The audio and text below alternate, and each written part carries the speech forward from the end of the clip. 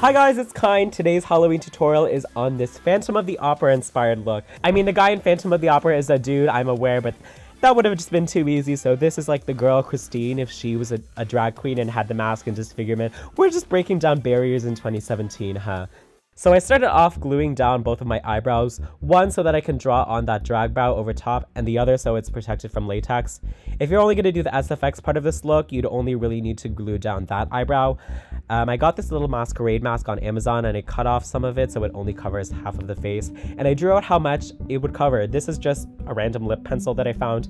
Again, if you're not putting makeup on the other side, you don't really need to do this, but I wanted to know what boundaries I needed to keep the foundation in.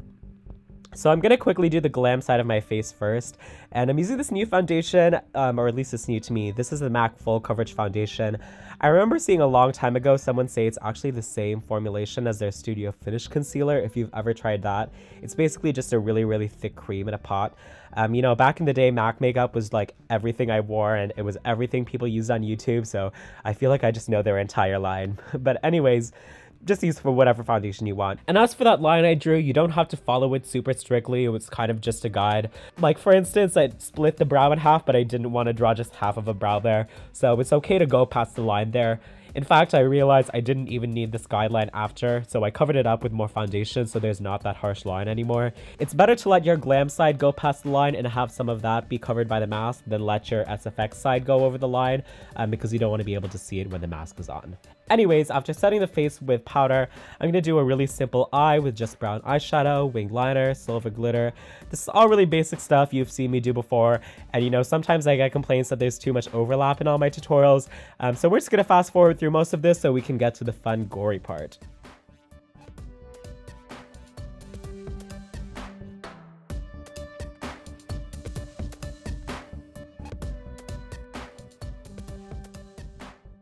Now for this, the main ingredient is going to be liquid latex. But before that, I forgot to glue down my sideburns, which I recommend so you don't pull all your hair out. If you have long hair that can't be glued down, I would just try my best to stay away from that with the latex. But I've got this latex now on a disposable sponge, and I'm going to start stippling it around my face where I didn't put the foundation. So this is all the area that's going to be covered up by the mask.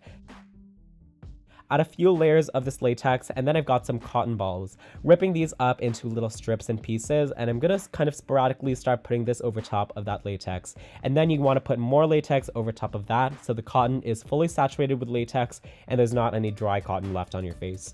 This is going to give us that texture. It's going to give us height and structure. At first, it's like wet and sliding all around, and when it fully dries, it feels rubbery and you can't adjust it anymore. In between there is this sweet spot where it's still drying, but you can still move it around and mold it with some sort of spatula type tool or like a popsicle stick.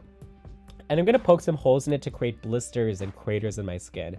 You can also use this to create little ridges, wrinkles, bumps. Latex and cotton is so versatile, you can do so much with it. But make sure you don't pick the edges where it meets the foundation, because we want all of this texture to kind of blend into the skin around it. We don't want it to look like something that's just sitting on top.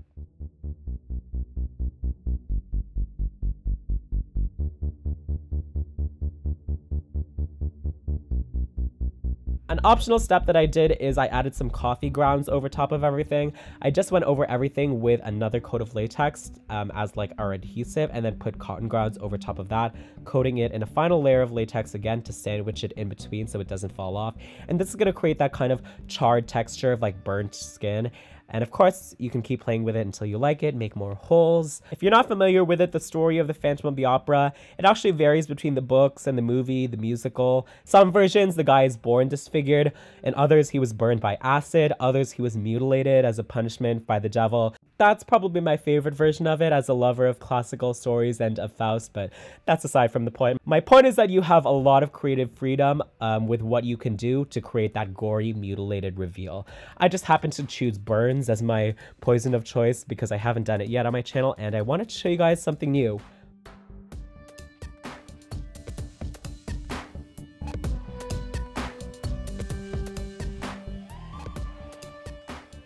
So you're going to wait until everything is absolutely dry before you start painting, or you're going to ruin your tools. And I started with a base coat of some foundation just to block out that unnatural looking white.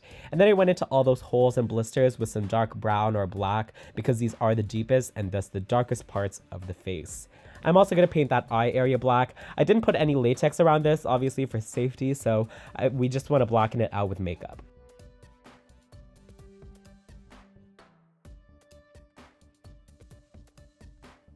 Then I'm going to go over everything with a layer of red cream paint to simulate flesh and blood. You can see since there's so many ridges and bumps from the latex and cotton, a lot of parts aren't reached by just stippling with a sponge. So to cover those white parts and really get into all those crevices, I had to use some colors on a brush and really dig in there. And this is just a lot of back and forth between red and brown and black and my foundation colors until I get a finish that I like that's not too flat looking, but is kind of this beautiful mosaic of blood and guts and black and brown. Now I'm taking this clear lip gloss from MAC. You can also use like maybe petroleum jelly. I know Glam and Gore on YouTube uses lube, but this is just to make the face look wet and shiny like fresh wounds. It really does make a big difference. And if you have fake blood, I'd use that too here to make those wounds just look more gory and bloody and wet. Lastly, I just used a little bit more black around the eye and in those blisters since they were kind of dulled down a bit by the red, and that's the finished Gore makeup. I finished things off with fake lashes on the glam eye and I put in my contacts. I probably could have put in more zombie contacts on the side, but I wanted to have the same eyes when you saw me in the mask. But that's the finished look. The wig, like I said, is human hair. It's from Beauty Forever that I made and styled in my last 2 videos, so be sure to go check that out if you're interested. I have a lot of other SFX tutorials on my channel too, so be sure to subscribe, and I'll see you guys all next time. Bye!